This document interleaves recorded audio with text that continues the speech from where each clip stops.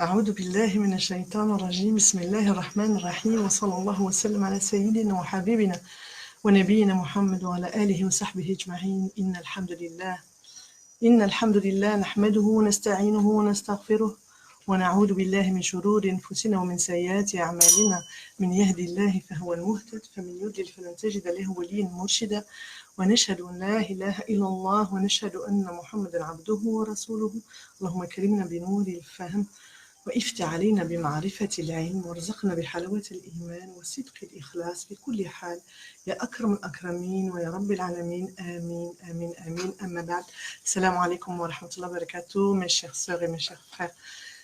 Nous sommes aujourd'hui en direct pour pouvoir parler d'une chose importante, de pouvoir parler de comment dépasser nos épreuves. Comment dépasser nos épreuves? Parce que je sais combien chacun d'entre nous peut souffrir. Je sais combien ceux qui m'écoutent aujourd'hui peuvent être en souffrance à des moments de leur vie. Et le but est de savoir, avant toute chose, de comprendre le sens de cette épreuve pour pouvoir mieux la surmonter. Nul n'est dénué d'épreuves. Aucune vie sur terre n'est dénuée d'épreuves. Et donc, c'est savoir se préparer face à l'épreuve, savoir qu'elle est indéniable à la vie, pouvoir l'accepter, qui est vraiment le clou de la réussite à mon sens, pouvoir accepter que je vais être de toutes les façons éprouvé dans la vie parce que c'est Dieu qui le veut, et pouvoir dépasser cela. Mais à mon sens, comprendre une chose d'abord fondamentale, c'est que d'abord, si Allah Azza wa Jalla vous éprouve, c'est réellement parce qu'il vous aime, c'est écrit dans un hadith, je n'invente rien, c'est parce qu'il vous aime. Et je pense qu'à partir du moment où je vis cela comme un signe d'amour pour Dieu, rien ni personne n'aura raison de nous. Maintenant, il y a plusieurs positions à avoir en fait. Plusieurs positions, certains vont vivre cette épreuve et se mettre complètement à terre et se dire mais mon Dieu pourquoi, mais mon Dieu comment, mais pourquoi est-ce que ça m'arrive, et vont être dans la sidération de cette épreuve. Vont être dans la sidération et ne vont pas pouvoir développer et surtout comprendre le sens de l'épreuve. À mon sens, lorsqu'Allah Azza wa Jal nous donne une épreuve, c'est que il veut qu'on en retire le sens. C'est-à-dire que et je pense réellement que tant que je n'ai pas compris ce qu'Allah Azza wa Jal a voulu me dire à travers l'épreuve, Allah ne me lèvera pas cette épreuve. Tant que je n'ai pas compris l'épreuve et le sens. Et Allah simplement par amour est en train de me dire mais tu es en train de te fourvoyer, mais où vas-tu? Ce n'est pas cette façon de faire. Tu te méprends, tu te trompes, tu te fais du mal ou tu fais du mal à autrui. Et voilà pourquoi on tombe malade. Et voilà pourquoi Allah nous enlève un petit peu de nos biens. Simplement pour nous faire dire quelque chose et pour nous faire comprendre quelque chose. Et réellement, tant qu'on n'en a pas compris, on restera dans cette épreuve-là. Certains seront terrassés et s'arrêteront juste derrière ce chaos et ce choc qui est l'épreuve et n'auront plus la force parce qu'ils seront tellement, subhanallah, tellement enfermés dans le pourquoi, au lieu de dire le comment m'en sortir, qu'ils ne trouveront pas les ressources à l'intérieur de lui, d'eux-mêmes, pour pouvoir s'en sortir. Alors qu'Allah Azza wa Jal, nous dit bien Inna ma'al usri yusra, Inna ma'al usri yusra. Quand je t'envoie la maladie, je t'envoie le remède. Au même moment où tu as l'épreuve, tu as les ressources. Et ça, il faut le vivre intensément et y croire résolument. Dans le sens où, tant que je ne suis pas à la yaqin, être dans la conviction absolue que cette épreuve-là est là pour me montrer, et d'abord un signe d'amour, mais là aussi pour me montrer combien je peux me fourvoyer et combien je peux me tromper dans ce que je fais. Peut-être je ne prends pas assez soin de moi, peut-être qu'effectivement si je tombe malade, la maladie c'est simplement quand on a du mal à dire les choses et du coup on a du mal à exprimer les choses. Et donc, c'est le corps qui va parler à ma place. Peut-être que dans cette épreuve-là, qui se répète, parce que nous sommes résolument dans la répétition des schémas de vie, nous n'avons pas compris le premier sens de l'épreuve, et donc nous la répétons inlassablement. Et donc, Allah Azza wa Jalla, et ça je le dis à chacune de mes interventions, lorsque pas moins de 800 fois le Coran, il vous dit « Afala tadakkaroun, afala tafakkaroun, afala tubsiroun, afala tanzurun » Allah nous dit « Mais tu as un cerveau, tu as une intelligence, utilise-la pour t'en sortir, utilise-la pour mettre des mots. Mettre des mots face à l'épreuve, c'est aussi déjà se distancier de l'épreuve. C'est aussi pouvoir exprimer et expliciter un petit peu le pourquoi du comment. Donc l'épreuve, je ne la garde pas à l'intérieur de moi, je la fais vivre à travers les mots, je la fais vivre à travers le comment. Est-ce que qu'est-ce qui fait que cette épreuve est là aujourd'hui? C'est que je la distancie de moi comme je peux, je la personnifie en fait. Elle devient quelque chose qui ne m'habite plus et qui ne me terrasse plus, mais qui est quelque chose qui est à l'extérieur. J'ai eu telle maladie, j'ai eu tel manquement dans ma vie, je ne m'entends pas avec mon enfant, je ne m'entends pas avec mon époux, il y a quelque chose de grave qui se passe. Que se passe-t-il? Qu'est-ce que cela veut dire? Qu'est-ce que je n'ai pas dit que j'aurais dû dire? Qu'est-ce que j'aurais pensé que je n'ai pas dû penser? Je vous ai dit encore la dernière fois, nous sommes ce que nous pensons. Et nous attirons malheureusement les mauvaises choses en nous lorsque nous avons des pensées négatives. Fondamental, c'est la physique quantique qui nous le dit aujourd'hui. Allah Azza wa Jalla nous l'a toujours dit. S'il vous arrive un bien sur cette terre, sachez que ça vient de moi. Et s'il vous arrive un mal, famine nafsik. Famine nafsik, mais qui encore une fois se veut du mal? Qui se veut du mal? Personne ne se veut du mal, sauf que parfois je me fourvoie. Parfois je pense et je suis dans les interprétations et les anticipations négatives. Parfois, au lieu d'être dans le présent comme je devrais l'être pour être tout simplement heureux et heureuse, je suis dans un passé révolu, je suis dans une rumination permanente, non-stop, ou je suis dans un futur hypothétique négatif qui fait que je ne savoure pas ma vie. Et donc avoir le recul de se dire, mais en fait, qu'est-ce qui se passe? Que se passe-t-il dans ma vie pour que j'en sois là aujourd'hui? Et il est là le secret. Lorsque je me je prends la distance vis-à-vis de mon épreuve, lorsque j'arrive à poser des mots, déjà, ça ne m'habite plus. Et comprendre une chose, avoir la conscience du temps. C'est-à-dire que lorsque l'épreuve arrive, subhanallah, tout instant T douloureux est par définition déjà en train de se terminer. Au cœur de l'épreuve, on est déjà en train de s'en sortir. Et ça, c'est important de le visualiser. C'est-à-dire que le trauma, le choc, l'accident, la maladie va arriver. Maintenant, ce que je vais faire de cette maladie va complètement transformer le sens de cette épreuve. Ce que je vais faire de cette épreuve va en transformer le sens. Comment est-ce que je vais la prendre? Est-ce que je vais être dans la résignation? Dans ce qu'on dit, il faut être patient, mais parfois, il faut faire la différence entre être patient et être résigné. La résignation, c'est déjà un suicide. Et donc, le but, c'est ne pas être dans la résignation en disant, khalas, c'est muktoub, je ne peux rien faire, et je pars à petit feu, et je meurs à petit feu, puisque c'est déjà le début du suicide. Ne pas être dans la résignation, mais être au contraire dans l'action. Qu'est-ce que je dois comprendre et comment faire pour m'en sortir?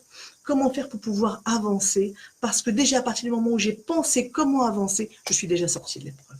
J'en suis sortie parce qu'encore une fois, je l'ai mis à distance de moi. C'est important. Maintenant, se dire également que je ne peux pas vivre. Et la vie et l'épreuve est inhérente à la vie. Je ne peux sortir. Je ne peux continuer à vivre sans épreuve. Donc, je vais en avoir. Donc, je me prépare à l'épreuve à chaque fois. Mais encore une fois, à partir du moment où je vais penser, subhanaka ya Rab, Dieu m'aime à travers cette épreuve et veut me dire quelque chose, je ne vis plus l'épreuve de la même façon. Absolument pas. Et donc, être patient dans l'épreuve, avoir une belle patience, c'est ne pas être résigné, c'est ne pas être dans l'attente. Parfois, lorsqu'on est dans l'épreuve, on se dit, oui, alors déjà, souvent dans notre communauté, nous sommes dans l'externalité. C'est la faute du Aïn, du djinn, de mon époux, de mon épouse, du monde parallèle, de ma belle-mère, ou que sais-je, de mon beau-père, du voisin, etc. Nous sommes dans le dédouanement de responsabilité. Et là est l'erreur. C'est que donc nous sommes dans l'expectative d'attendre de l'autre ce que nous n'avons à attendre que de nous-mêmes. Et nous sommes dans l'expectative que l'autre va pouvoir influer sur l'amélioration de mon épreuve. Absolument pas. Billah alaykoum. Si encore une fois vous êtes éprouvé, c'est uniquement parce que nous avons nous-mêmes à nous rendre compte, nous-mêmes à essayer de comprendre et mettre des mots dessus. Et être dans cette passivité et être dans cette attente de l'autre, c'est déjà être dans la dépendance de l'autre. Et nous soyons dépendants, billah alaykoum, que d'Allah azawajal. Ne soyons dépendants de personne. Pourquoi? Parce qu'à partir du moment où nous sommes dépendants, c'est ce qu'on appelle aussi la dépendance affective. La dépendance, j'attends de l'autre qu'il me sort de là où je suis, du fond de mon trou. J'attends de l'autre qu'il comprenne mon mal-être. Je ne peux être que déçu parce que l'autre lui-même vit dans son microcosme, lui-même est dans ses propres épreuves et je ne dois attendre que d'Allah azawajal. Et à partir du moment où effectivement je vais rechercher en moi le pourquoi, le comment, puisque les ressources, vous les avez. Il faut juste avoir les yeux pour ne pas être dans la résignation, encore une fois, être dans l'action. Et surtout, ne pas se sentir coupable. Beaucoup de gens sont éprouvés et se disent, subhanallah, c'est de ma faute, c'est bon. Hein. Et ils sont dans l'autoflagellation. Mais comment avancer alors que nous sommes dans la culpabilité? La culpabilité enferme là où la responsabilité nous fait ouvrir vers la vie. Je me sens responsable, effectivement, mais pas coupable. En islam, point de culpabilité. Je suis responsable de mes actes, je suis responsable, effectivement, de mon comportement, mais de mes pensées, mais je ne me suis pas coupable de cela. Pourquoi? Parce que la culpabilité, c'est une prison interne, en fait.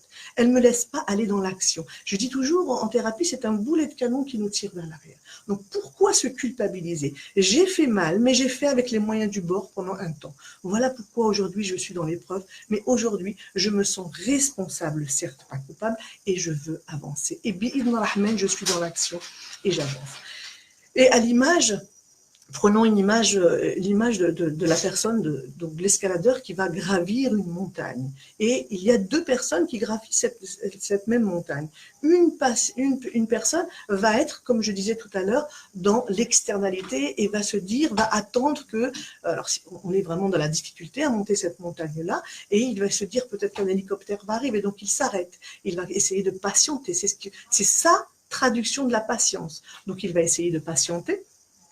En attendant peut-être que le climat s'améliore, peut-être qu'un rayon de soleil va pouvoir l'aider à remonter, que la pluie s'arrête, ou qu'un hélicoptère va venir l'aider, etc. Et il va être dans l'expectative, et bien entendu, puisque rien ne va arriver, puisqu'il n'a pas été chercher les ressources à l'intérieur pour pouvoir gravir cette montagne, automatiquement, puisque rien n'arrive, il sera déçu, il va avoir froid, il va geler, etc. Et il ne va pas réussir cette épreuve-là.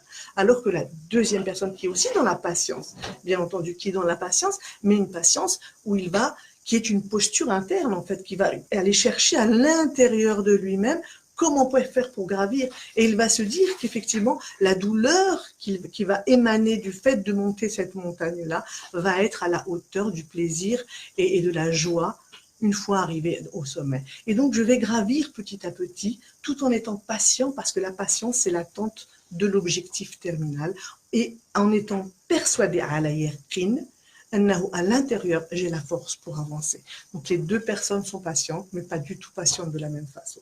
Et je vous demande, bien entendu, bi'idn rahman, que Dieu nous attribue et nous permette de pouvoir être dans cette belle patience, de se dire que la vie est inhérente d'épreuves, mais que bi'idn rahman, avec un objectif qui est el-firdaus al-a'la, j'arriverai à monter, à gravir cette montagne, et avoir la récompense de l'accomplissement de la montagne, Inch'Allah. Et donc, c'est important cette notion-là, cette notion d'attente, cette notion de ne pas être dans l'expectative de l'extérieur. Je suis mal et donc je vais être dans la plainte et dans la complainte. Et j'attends effectivement, et je suis encore plus mal lorsque les gens ne se plaignent, ne viennent pas vers moi, ne m'aident pas comme il faudrait, comme j'aimerais qu'ils m'aident. Et je suis tout le temps déçu, déception après déception. Et donc, l'épreuve mène à l'action. Je vais être dans l'action, bien entendu, bi'idn rahman, pour pouvoir avancer. Et beaucoup de gens me disent, subhanallah, pas plus loin qu'hier, j'ai eu une dame qui est venue me voir parce qu'elle souffrait énormément de la polygamie de son mari. Et donc, elle est venue complètement, mais vraiment à terre la première fois, complètement. Et donc, par la grâce de Dieu, donc elle a fait cet effort, effectivement, de comprendre, mais qu'est-ce qui se passe? Pourquoi est-ce que j'en suis là aujourd'hui? Qu'est-ce qui a fait que cet homme-là a voulu avoir une autre épouse, etc. Et parce qu'elle n'a pas cherché l'externalité, qu'elle a été cherchée à l'intérieur d'elle-même, aujourd'hui, alhamdoulilah, je l'ai rencontrée encore hier, elle était transformée, elle est enfin. Ça a été très douloureux, très difficile. Bien entendu, connaissant la jalousie inhérente à chacune des femmes, c'était très douloureux. Mais hier, elle est arrivée avec un sourire radieux en me disant: je suis dans l'acceptation, alhamdoulilah, par la grâce de Dieu. Bien sûr, après beaucoup de prières, alhamdoulilah, Allah lui a facilité. Mais c'est surtout qu'en fait, elle a eu cette phrase à me dire, mais cette épreuve-là m'a énormément rapprochée de mon mari. Et je pense que je n'aurais jamais été aussi proche de mon mari aujourd'hui parce qu'il m'a senti, qu'il m'a vue patiente. Ça a révélé, alhamdoulilah, ça lui a révélé qu'il avait une femme en or, en fait, qu'il pouvait patienter face à cette difficile épreuve. Et du coup, c'est un couple très, très uni aujourd'hui, alhamdoulilah. Elle est revenue, en fait, juste pour me dire merci, après quelques séances, et pour me dire combien être dans l'acceptation de l'épreuve, pouvoir se remettre en cause aujourd'hui, faisait d'elle une femme heureuse et épanouie, comme je vous souhaite chacune d'entre vous et chacun d'entre vous.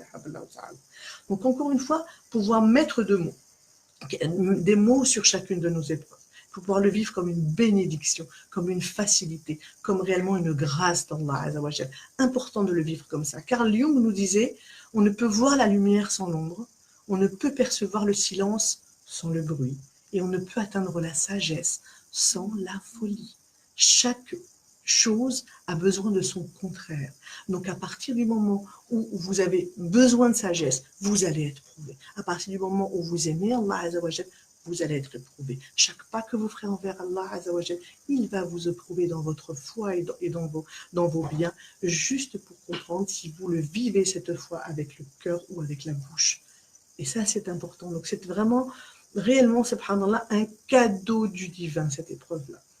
Et à partir du moment où on vit l'épreuve de l'extérieur en se disant « Ok, je suis éprouvé. Alhamdoulilah, je sais qu'à côté de ça, j'aurai la patience pour pouvoir y arriver. Je sais qu'à côté de ça, c'est une épreuve de Dieu. Je sais qu'à côté de ça, Inch'Allah, je vais chercher au fin fond de moi tout ce qui va m'aider à me mobiliser bi'idn rahman face à cette épreuve. Et Inch'Allah, j'y arriverai comme tous y arriveront. Qui a été le plus éprouvé sur terre, si ce n'est nos chers prophètes, hein, sallallahu alayhi wa sallam. Qui a été le plus éprouvé? Est-ce que vous pensez qu'Allah Azzawajal n'a pas aimé ses prophètes pour pouvoir les éprouver comme il les a éprouvés, pour pouvoir éprouver Yaqub alayhi salam, pour lui enlever, subhanallah, le basar à cause des pleurs vis-à-vis de son fils? Est-ce que vous pensez qu'il ne l'aimait pas assez, subhanallah? Bien au contraire. Et Sabr Ayoub alayhi salam, qui a été tellement éprouvé, subhanallah, dans sa chair, dans son sang, dans ses enfants, sa maladie, et qu'il nous disait tout simplement Allahumma inni masani ad-dur wa anta arhamur rahimin. C'est-à-dire, oui, j'ai été touché par le mal, mais tu restes le clément et le miséricordieux. C'est à travers cette parole qu'Allah lui a rendu sa santé, lui a rendu ses 14 enfants, lui a rendu son épouse, alhamdoulilah, uniquement parce qu'il a été dans cette patience. Je sais que si tu m'éprouves, c'est parce que tu m'aimes. Ne l'oublions jamais. Billah alaykum. Allah nous aime. Allah fera toujours tout, bi'idn rahman, pour pouvoir faire en sorte que nous améliorons au quotidien. Et donc, réellement, vivez l'épreuve, Inch'Allah, comme une purification. C'est pour ça que quand chacun est éprouvé, nous disons bien Tahour, Inch'Allah. Tahour, Inch'Allah. Je ne sais pas s'il y a certaines questions, éventuellement. Pas de questions. Donc, je pense effectivement, en tous les cas, tous les patients et les patientes que j'ai pu avoir, après effectivement beaucoup de travail sur soi, après beaucoup de compréhension sur soi, après la prise de conscience, d'accord, qui est à mon sens le clou de la thérapie, la prise de conscience, l'acceptation, el-qaboul. Si je n'accepte pas qui je suis, si je n'accepte pas mes défauts, si je n'accepte pas mes manquements, si je n'accepte pas la façon avec laquelle j'ai grandi, mon éducation, peut-être la toxicité familiale dans laquelle j'ai grandi, si je n'accepte pas tout cela, je ne pourrai pas m'améliorer, je ne pourrai pas faire une page blanche et recommencer et pouvoir me mobiliser davantage. Je ne pourrais pas, les ibadallah salihin. Donc être dans l'acceptation, c'est déjà un nouveau départ. Ne l'oublions jamais. Je dis toujours en thérapie, la prise de conscience est importante, n'est-ce pas? Prendre conscience, ouvrir les yeux, mettre des mots MOTS sur mes mots MAUX pour pouvoir passer à l'étape suivante qui est j'accepte d'avoir été éprouvé. Je ne peux faire autrement que de l'accepter. J'accepte le message du divin à travers cette épreuve pour pouvoir enfin m'en libérer, me libérer de cette épreuve, pour pouvoir grandir de cette épreuve, avoir une nouvelle posture face à cette épreuve et se sentir beaucoup mieux avant que la nouvelle épreuve nous terrasse. Mais j'en sortirai tellement plus forte que la prochaine épreuve n'aura pas raison de moi, Inch'Allah. Donc n'oubliez pas, point de lumière sans ombre, très important. Si je veux atteindre la lumière, je dois passer par l'ombre.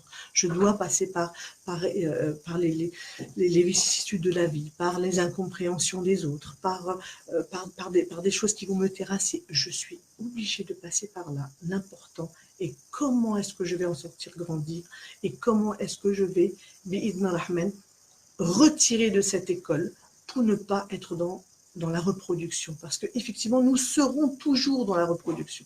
Le souci est là. Et se poser des questions, c'est se dire, mais en fait, qu'est-ce qui se passe?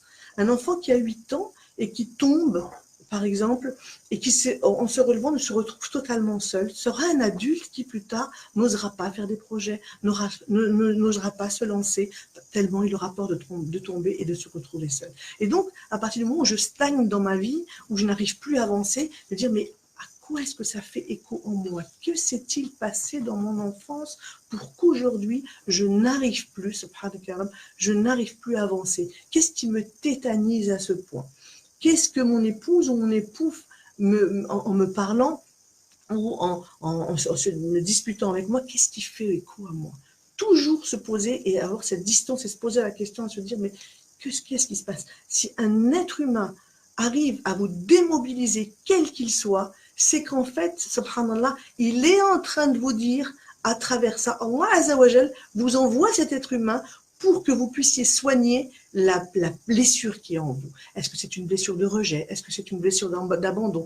Quelle est la blessure qui vous habite? Et qu'est-ce que l'autre face à vous, que ce soit votre famille, que ce soit votre époux, votre épouse, peu importe qui, votre ami, votre voisin, qu'est-ce qu'à travers son comportement, Allah Azzawajal a voulu vous dire?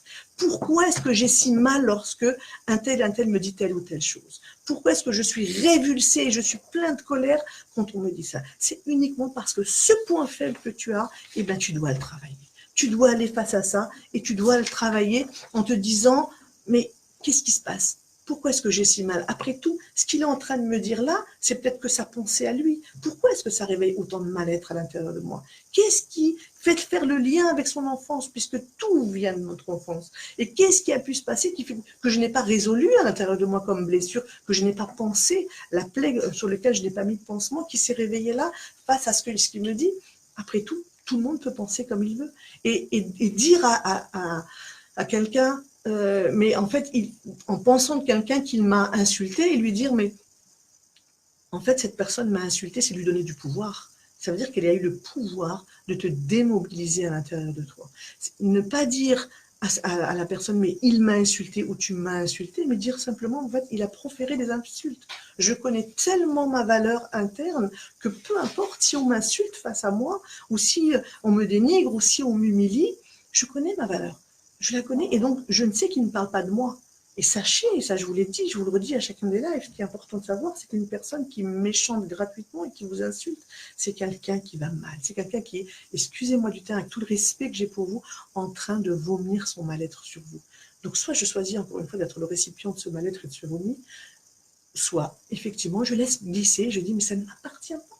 Peu importe s'il insulte, peu importe s'il m'humilie. Moi, je connais ma grandeur, je connais ma valeur et je connais qiyamti et même Allah, ou même l'abd. Donc, je n'ai pas à accepter ou surtout à me sentir démobilisée par le mal-être des autres. Ce n'est que leur pensée du moment, ça ne m'appartient pas. J'ai une question, l'acceptation passe obligatoirement par le pardon ou pouvons-nous accepter et ne pas pardonner? Alors en islam, il est très conseillé de pardonner, mais ce n'est pas une obligation. C'est certain que pour atteindre l'apaisement total de l'âme, bien entendu, l'idéal c'est d'aller jusqu'à la pardon. Donc on peut accepter, on peut pardonner, mais on peut aussi ne jamais oublier. Donc pardonner et oublier sont deux choses différentes, mais pardonner aide effectivement à tumanin al-qalb, puisque c'est ce que je vous disais la dernière fois, tumanin al-qalb doit être absolument sur terre notre ligne rouge, en fait, c'est-à-dire notre objectif premier, atteindre l'apaisement du cœur pour pouvoir faire partie, comme il est si bien dit sur le Fajr, faire partie des gens du paradis. Allahumma ja'alna kulluna min ahl al-firdaws al-a'la, incha'Allah. Donc, n'oubliez pas le dernier verset que j'aime tellement citer, subhanallah, l'avant-dernier verset de Surat al-Fajr. بعد أعوذ بالله من الشيطان الرجيم يا أيتها النفس المطمئنة ارجعي إلى ربك راضية مرضية فادخلي في عبادي وادخلي جنتي اللهم اجعلنا منهم.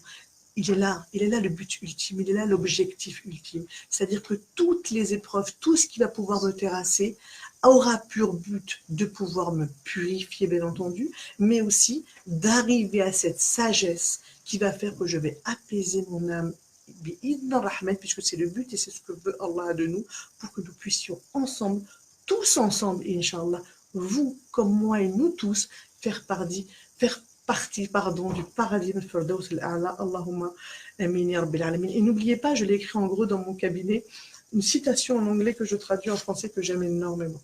N'oubliez pas que quoi qu'il vous arrive dans la vie, yesterday is an history. Hier, c'est une histoire, c'est un passé révolu sur lequel je ne peux pas revenir. Je ne dois pas revenir. Comme on dit en arabe, les fêtes meds. Et la grandeur d'esprit, la sagesse, c'est de ne pas se retourner. Parce qu'à force de se retourner, en marchant, nous tombons. Et ce n'est absolument pas le but. Yesterday is an history. Tomorrow is a mystery. Demain, c'est un mystère, c'est entre les mains d'Allah. Donc pourquoi avoir des anticipations sur le futur totalement négatives? À quoi cela me sert-il de pouvoir me projeter dans un futur hypothétique qui ne m'appartient même pas? Bien entendu, la troisième chose, c'est but today is a gift.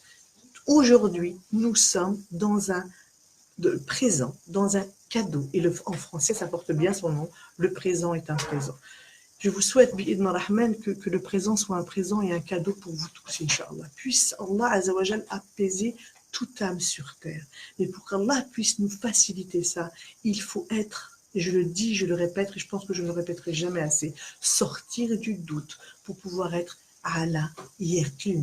Nous avons deux positions sur terre où nous sommes dans le doute permanent. Toujours douter de pouvoir faire face à l'épreuve, douter effectivement qu'Allah Azzawajal, s'il nous éprouve, c'est parce qu'il nous aime, douter de nous-mêmes, douter de nos capacités alors que nous les avons. Nous avons ces ressources-là, où nous pouvons et nous restons dans ce sentiment de doute permanent, le doute effectivement que nous ne serons jamais à la hauteur, où nous sommes dans un deuxième et uniquement un deuxième positionnement. Et je pense à mon sens, wallahu a'lam wa a'la wa ahkam, il n'y a pas de troisième position. Le deuxième positionnement qui est al-yaqin. Kunu ala yaqin. Kunu ala yaqin, c'est réellement, subhanallah, une injonction du divin. Subhanallah, une injonction du divin, Kunu ala yaqin, c'est, Azzawajal nous dit, soyez dans la conviction absolue. La conviction absolue que je vous aime. La conviction absolue que si je vous éprouve, effectivement, c'est parce que vous avez les épaules et vous avez les ressources. La conviction absolue que cette épreuve-là va me faire grandir. Et je dois être dans cette conviction. Personne ne peut l'être à ma place et personne ne peut me l'imposer. C'est à moi, et subhanallah, de me raisonner à me dire, que je suis à l'ayaqin, je suis convaincue que ça va passer. Je suis convaincue qu'au moment où j'ai ce trauma-là, l'instant d'après, le trauma est déjà passé. Et je suis convaincue que j'ai la force, bi'idna rahman, mentale, de pouvoir transformer ça en positif et de toujours, bi'idnillah, voir le verre à moitié vide, à moitié plein, là où beaucoup d'autres, ou là où jusqu'à présent, je l'ai vu à moitié vide, subhanallah. Et donc, vraiment, je vous souhaite le meilleur, réellement. Une question, un mari qui m'amène son épouse après 40 ans d'union, est-ce une épreuve? Comment s'évader de cette emprise? Là, je pense qu'il faudrait tout un autre live pour en parler. J'en parlerai peut-être la prochaine fois, Inch'Allah. C'est-à-dire que ça rejoint un petit peu ce que je disais tout à l'heure quand je parlais de patience passive, de résignation. Je pense qu'au bout de 40 ans, nous sommes dans la résignation. Donc, c'est le début du suicide. C'est-à-dire que je suis tellement bloquée dans cette épreuve-là, mais oui, mais je patiente pour les enfants, mais je patiente. Et ça, effectivement, nous le voyons au quotidien. Et qui va porter, effectivement, le poids de cette toxicité familiale, le poids de ce mal-être de cette femme qui est en dépression depuis des années, ben, ce sont les enfants. Et le pire, c'est qu'on responsabilise, on culpabilise les enfants en disant mais c'est de ta faute, c'est de votre faute si je suis restée avec votre papa, c'est pour vous, etc. Mais est-ce qu'Allah, interrogez-vous, je n'ai pas de réponse à vous donner, interrogez-vous. Est-ce qu'Allah vous dit, lorsqu'il vous dit, est-ce que vous pensez que vivre effectivement pendant 40 ans en étant à terre, en étant dépressif, c'est quelque chose d'apaisant pour vous? Mais est-ce que c'est quelque chose qui va apporter du bien à vos enfants? Utilisez votre intelligence. Utilisez votre intelligence. Ne vous faites pas du mal avec vos propres mains. C'est Allah, encore une fois, une injonction divine qui vous le dit. Je vous souhaite le meilleur. Je souhaite, Inch'Allah, Ya Rabbil Alamin, que Dieu apaise votre âme. Et que, Inch'Allah, ce petit live, ces quelques mots vont pouvoir apaiser votre cœur. Inch'Allah, c'est ce que je souhaite du plus profond de mon cœur.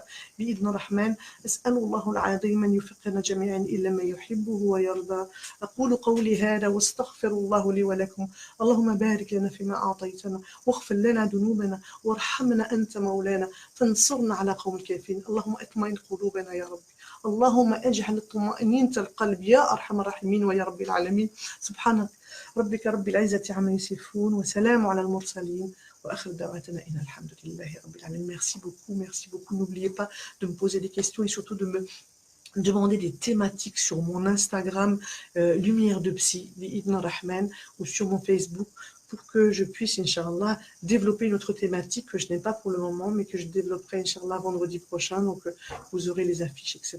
Donc, n'oubliez pas, Inch'Allah, de dire à ceux que vous aimez combien vous les aimez. Et n'oubliez pas d'aller rechercher dans la verticalité ce dont vous avez besoin, l'amour, alhamdoulilah, et la sérénité auprès de Dieu que vous allez distribuer dans l'horizontalité avec vos proches. Inch'Allah, je vous souhaite le meilleur. Fi amanillah. Assalamu alaikum wa rahmatullahi wa barakatuh.